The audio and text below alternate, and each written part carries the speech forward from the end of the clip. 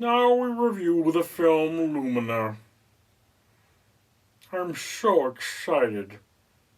Alright, ladies and gentlemen, I am Richard. This is Random Street Theater, and you folks know I love my sci-fi, so when Lumina came out, well, I was going to watch it. Before I get any further, let me remind you that for every 1,000 subscribers, I got to do purchase one of these bracelets from 4Ocean. 4Ocean pulls a pound of trash out of the ocean every time I do that. So if you'd be so kind as to comment, like, and subscribe, you're doing your part for a better world. Now, Lumina. If you've seen the commercial is basically the first few minutes of the movie. You know, couple of friends are at a house. There's like 3 chicks and 1 dude. And suddenly their drinks start going all CGI. And, like, the dude's girlfriend, who is swimming in the pool, disappears. Okay. Cops are like, have you been ingesting any controlled substances or, hallucinogens? Because this sort of thing doesn't happen.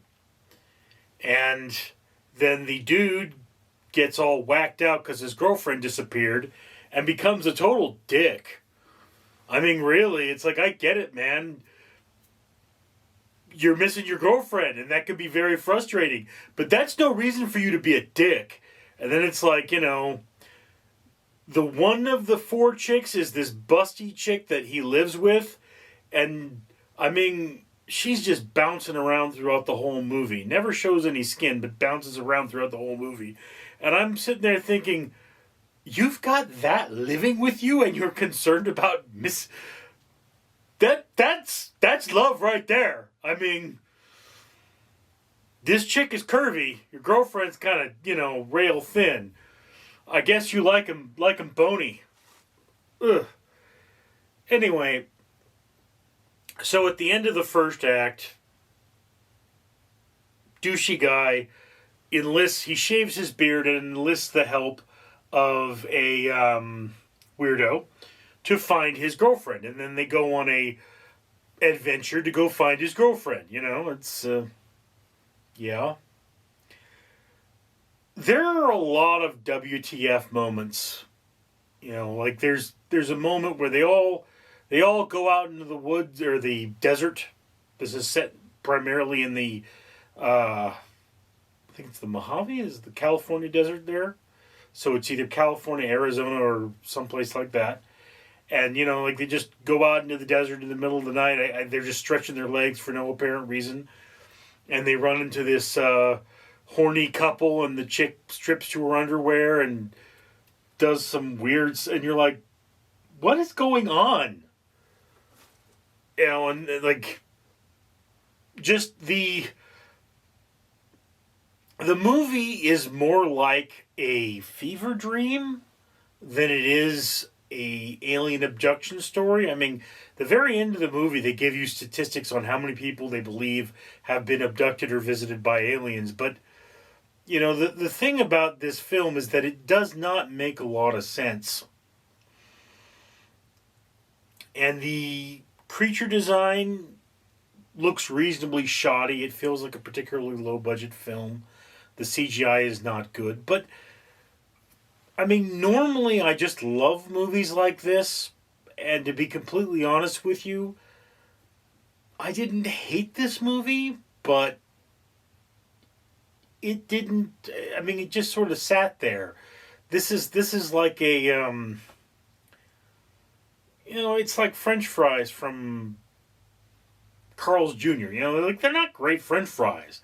Like McDonald's has great French fries. Carl's Jr., it's like, they've had horrible French fries in the past, and their French fries are kind of better now, and you're just not impressed. And that's kind of how this film was. The characters didn't feel very believable, and it's like sort of the leaps in logic that are made really make you question. I should probably get some sleep. It's late. But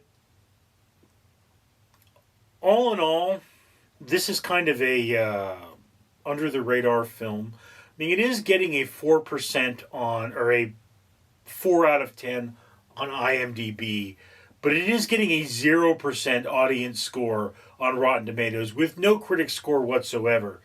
So yeah, I mean, this falls into the lower half of your watch list. If you are the kind of person who has an alien itch, you could probably scratch your alien itch with Lumina. Lumina. Lumina.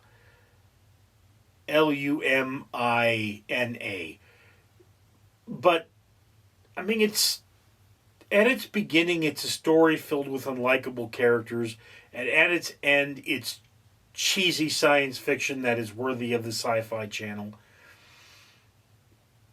There are scenes that appear to be set on Mars. The opening teaser is just randomly someone in a spacesuit in what appears to be Mars looking at what's kind of a tiny dinosaur. Like, that's the very first scene of the movie, and nothing to do with the rest of the movie. So, yeah, I mean, this is in theaters by me, and I was like, okay, well, that's cool. I wonder what that is. And I remember after I went in to see it, I was like, okay, no, I've seen commercials for this. I remember this commercial, so now I know what this is, but it still seems to have been a very limited release.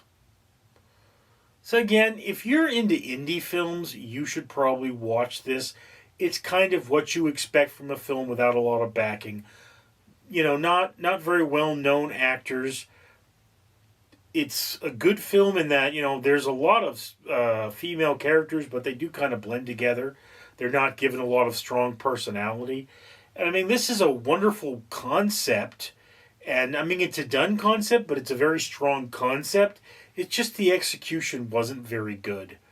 And I think it's probably just the filmmakers needed more experience and the budget was kind of low. So that's kind of what we're looking at. Anyway, so lower half of the watch list, not a great film, but we'll scratch the alien itch if you have one. I'm Richard. Greetings, humans! Your old pal Randall here again, reminding you to comment, like, and subscribe. You see, I got my bracelets from Ferocian, and I got another medal from the Conqueror. Yeah, look at that, see? That's got an Easter Island head on it. Because if you can't afford to go to Easter Island, you can go and walk Easter Island virtually by going to the Conqueror. You could not screw up the environment by traveling to Easter Island. You could just get this, plant 5 trees, and then walk on your own and learn about Easter Island because I send you postcards. And if you comment, like, and subscribe, you can help the guy that owns this channel buy things like this so he can plant trees, and buy bracelets like this from Ferocian so he can pull trash out of the ocean and make a better world for you. And it isn't going to cost you anything. So don't you have something to say? I mean, shouldn't you in the comments down below say how grateful you are that this man has planted so many trees and pulled so much trash out of the ocean and did all those good things for you? No? Ungrateful human? I should eat your face!